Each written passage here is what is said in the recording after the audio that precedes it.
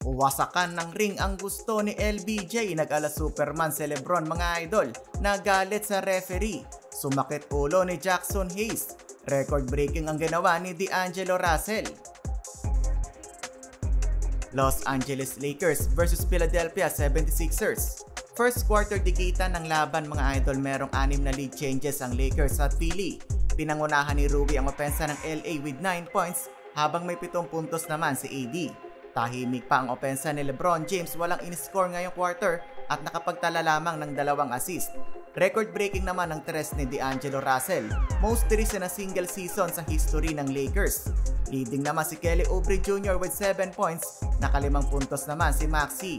End ng quarter 24-23 in favor of Lakers. Second period, eto na si LeBron James, dunk with authority, nakitalon pa si D'Lo. 7-minute mark, corner 3 mula kay Dinwiddie. Tulad ng unang quarter, dikitan pa din ang laban. Wala halos makalamang ng malaki. Late ng quarter, nagalit si LeBron sa tawag ng referee. Napa oh my god doon si LBJ.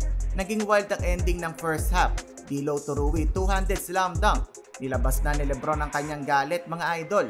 Nag-ala Superman sa kanyang dunk. Hindi na naman kinakaya ni Jackson Hayes ang kanyang nakikita. Bawi naman si Oubre ng dunk sa baseline. End ng first half, 52-50, lamang na ang Sixers. Third quarter mga idol, same story pa din ng first half. Halos magtabla lang sa puntos ang parehong kupunan. May 24 third quarter points ang Philly, habang 24 naman ang home team. Hindi ng crossover ni Maxey kay D'Angelo Russell. Double digit scoring kay Maxey with 11 points on 4 of 6 shooting. Dinwiddie naman ang bumida sa Lakers with 8 points. Ganda naman ang pasa ni Kelly Oubre kay Mo Bamba. End ng third, isa lang ang lamang ng Sixers. Fourth quarter, bulldozer mode na si LeBron James, ang bumangga giba.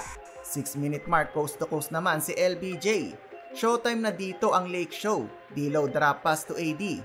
LeBron James pumakawala ng top of the key 3-pointer, 96-87. Sumubok pa makahabol ng 76ers, ngunit kinapos na sila sa oras. Final score mga idol, 104-94, panalo ang Lakers. AD 23 points, 19 rebounds. LeBron 20 points, 8 boards at 6 na assist.